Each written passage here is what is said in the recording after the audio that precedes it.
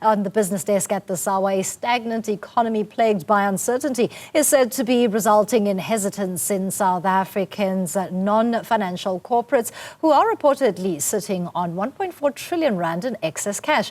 This is hindering infrastructure investment, which can build economic confidence and drive growth. Stanlib chief economist Kevin Lings has recently said that this would also solve significant constraints on the local economy, such as an unreliable power supply and logistical bottlenecks. Lings joins us now to further this discussion. Thank you so much for your time, Kevin. Let's first define and describe the magnitude of the confidence crisis that you outline when speaking about corporate South Africa's hesitance to direct their excess cash towards economic growth projects. Hi, thanks a lot. So this has been going on now for more than a decade, where business confidence in South Africa generally is fairly depressed. It's improved a little bit in the last quarter or two, but nothing significant. So you've got a fairly low level of business confidence, but in the background, you've got a business sector that has a very strong balance sheet.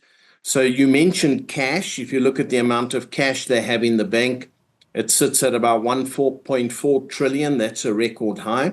And more important than the number is that the level of cash has gone up twice as fast as inflation since 2020. And that's been a difficult economic environment. So how have corporates been able to increase their cash so substantially? And it's got a lot to do with just holding back on saving costs, on not undertaking investment, on not expanding employment. So they're making profits, they've got decent earnings, but they're not taking those earnings and reinvesting and therefore expanding the business. The net result is they accumulate some cash. At the same time, they're not sitting on a lot of debt. If you look at corporate debt, it's in South Africa, it's one of the lowest amongst all of the emerging markets, sits at about 30% of GDP. If you consider government is up at 76, 77% of GDP, then corporate debt is fairly low. So corporates have a strong balance sheet, but they're not flexing that muscle. They're not investing. And obviously that reflects a lack of confidence. And that lack of confidence reflects a whole myriad of things, including obviously the electricity situation, port capacity, rail capacity, lack of skills development. A whole range of factors are feeding into that confidence. For us right now, the single biggest factor is the infrastructure. And I think it's where the attention needs to be. And the view has to be that if we could start to unlock the infrastructure development in a way that partners government with the private sector. So government partners with the strong balance sheet. The balance sheet is interested in investing in infrastructure. And for the right projects, I think there will be money available. Now, the position of corporate South Africa that you've painted, Kevin, may sound quite unfair for the ordinary South African, especially a vast majority who are unemployed. Who do we put the blame on, government or the corporates?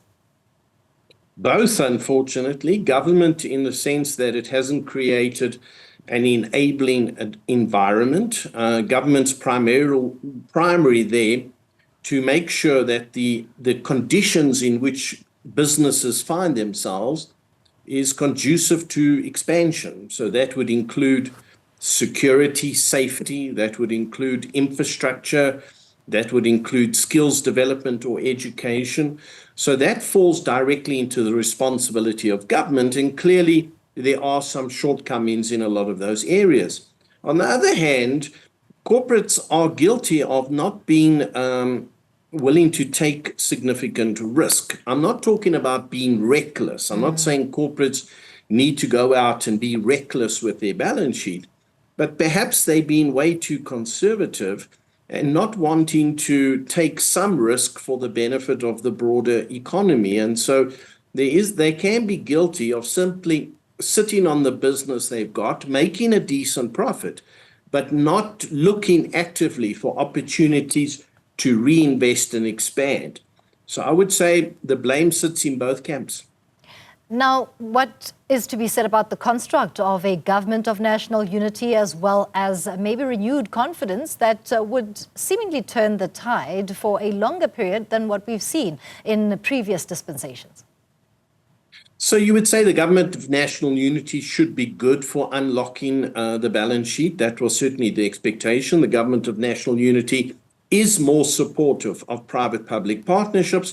And as I say, there was a little bit of an improvement in business confidence immediately after the government of national unity was formed, but it hasn't really moved higher in the last little while. And so it remains relatively low and it needs to move up considerably more. So yes, the government of national unity, I think, is a positive. And there's no doubt that government itself wants to move private-public partnerships forward. It's the key way in which they envisage us developing the port capacity or the railway capacity and many other areas of infrastructure.